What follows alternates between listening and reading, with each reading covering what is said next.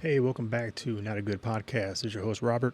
And if you didn't listen to the first episode, the reason why it's called Not a Good Podcast, simply because it's probably not going to be a good podcast. So, what we're gonna discuss today is being a father later on in life, as opposed to being 18, 17 years old, even being in your mid 20s and having a kid. Um, a little backstory: my ex-wife and I were married for 10 years, and we had tried to have a child and we couldn't. Fast forward to, we got divorced, and I met my daughter's mom, and we ended up having a kid. And I was 39. I was 39 when she told me that she was pregnant. So my daughter's 2 now, and it's crazy to me. I'll be 60 when she's 20, and it's like, man, I hope I can make it to 60.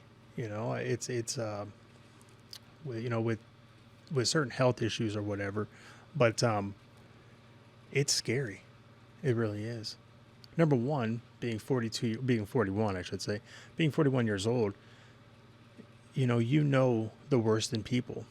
And so, you read about, in the news how somebody's significant other, their boyfriend, their girlfriend, whatever, ends up hurting the child, or, you know, unfortunately killing the child. And that's my biggest fear, is that when my daughter's mom starts dating, you know, this guy better not start no shit or act up or anything like that. I'm very, very, very protective of my daughter, which a lot of parents are, of course. But, that's the one thing that scares me, is when she starts dating and, there's a guy around, and it's so hard to trust people. And like I told her, I'm not going to bring a female around my daughter for at least 5 or 6 months until I know that this person is, right in their head pretty much, and that we see something going somewhere. I don't want my daughter seeing a revolving door of females. I want her to see how a female is supposed to be treated by a guy, and I want her to grow up knowing she doesn't need a guy in her life to be able to succeed. So, I was looking at my daughter today as she was playing, and I just kept thinking, like, man, I brought this girl into a shitty ass world.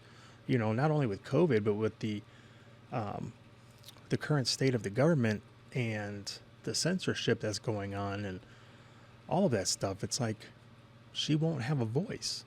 Our voices are being taken away as we speak. And I just keep thinking, like, she's going to grow up later on in life in freaking Hunger Games or something.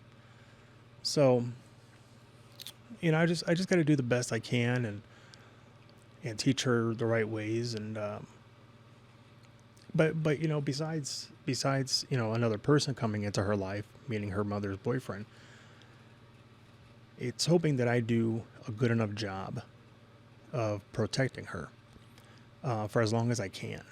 And I understand that sometimes you could be overprotective, and that's when the kids tend to veer off in the wrong direction. So you have to give them a little bit of space and whatnot. But with her being 2, I kind of let her make her own choices. Not, kind of like, okay, what do you want to drink? Do you want milk? Do you want water? Blah, blah, blah, blah, blah. Nothing serious, of course, but I want her to be able to have a sense of choice. So her mother and I, we don't argue, nothing like that. We have great co-parenting skills. She actually stays with her mother most of the time, and her grandma on her mother's side actually lives with them, and they speak Spanish. So hopefully my daughter can pick up Spanish. I do not know it. My grandma only taught the daughters in our family. So my dad, I guess he knows it a little bit, but it was not passed on to us. So I'm hoping that she picks it up and that she's bilingual. Now, the crazy thing about that, she's 2 years old, and some of the words that she says are gibberish, or at least to me, they're gibberish. I don't know if she's trying to say something in English but can't say it yet, or if she's trying to say something in Spanish, and I just don't know. She could call me a dickhead for all I know at 2 years old. I wouldn't know because it might be in Spanish. So, but I hope she is. I hope she does end up being bilingual. Um, I hope she can learn more languages than that. She's a smart cookie. So, it's funny because my friends and my sisters, they have their kids that are just graduating high school or graduating college or going into college, whatever. And here I am changing diapers. And I would not take it back for anything. I love my daughter with all my heart. And, by the time she gets out of diapers, I'll be going in diapers. So best of luck to her changing my ass. Her mother has two other kids, and they're great kids. They're great half brother and sisters to her. And I know if anything happens to me, I know she's in good hands with her mother and her brother and sister. I remember, when my sisters had their kids, I always said, I'm not going to be like that with my daughter. My daughter's going to listen. She's not going to be crying. She's not going to be doing this and this. Yeah, my daughter's spoiled. Terribly spoiled. She actually stays home with her mom. Her mom works from home, so we don't have to pay for daycare. And that's part of the problem, is that she's not around other kids. So she doesn't, she's very clingy. And I understand her being two, terrible twos or whatever, but she, it's one of those things that's like, man, we gotta nip this in the bud quick here because, well, like today we were at my parents' house, and every time I would go somewhere, I'd move around, she'd stand up and go with me. And I'm like, dude, I'm going pee, chill out. But she'd have to come in there, or, dude, I'm going to get something to drink. She would come in there, and it was just, my dad was getting upset, but she doesn't know any better. She's not around other people as much as I would like her to be. But, and especially with COVID, it's like you don't want her to be around too many people. And that's kind of why I'm glad we don't have her in daycare yet. Because I don't want her to get that spread to her. So, and I personally have had COVID, and it sucks. And it sucked even worse not being able to see my daughter for 14 or 15 days. That was terrible. And the thing is you don't really know how much you love somebody until you have a kid. And like I said, 10 years with my ex-wife, couldn't have them. And I just told myself, okay, you know what? You're going to be a great uncle to your nieces and nephews. But once her mom told me that she was pregnant, once my daughter's mom told me she was pregnant, I knew right then and there, like, the Robert of old had to change. And I had to step up and take care of my daughter.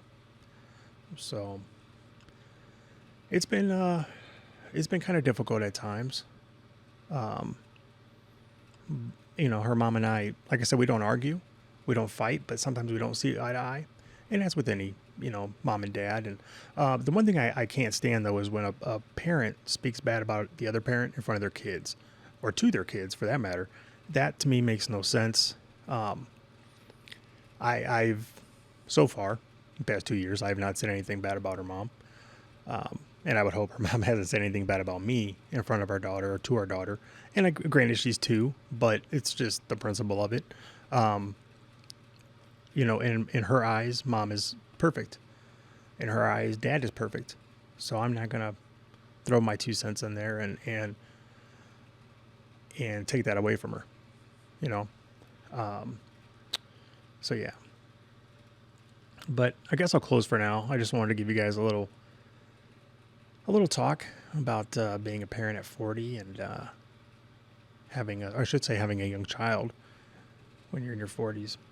And I tell you what, I don't, somebody else asked me, they're like, do you want to have more kids? And I'm like, you know what? Sure, I would love to have more kids. However, that would be kind of ignorant of me, because the older I get and the older whoever I have kids with gets, the possibility of something going wrong, it goes higher. whether that be autism, any kind of cognitive, or physical disabilities, whatever. It goes higher once you get older. Not only that, but I don't want to, what's the word I'm looking for? I don't want them to go without a dad. I see some of these people, they're getting pregnant at 7 or 60, 65, and it's like, really? Yeah, no. That's not fair to the kid. The kid's not going to have a mom or a dad, when they get 10, 11, 12, 15, 20, whatever. So I don't want to put any other child through that.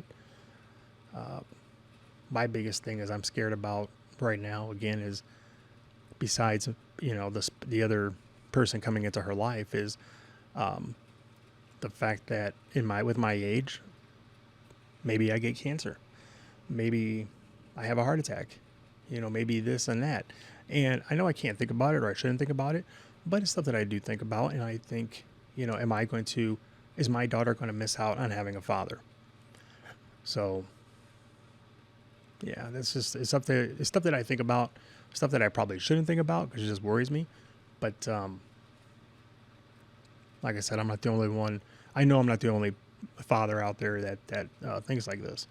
So, but anyways, this has been Not a Good Podcast. Again, if you like it, subscribe. If not, whatever. But I appreciate you listening. Thanks.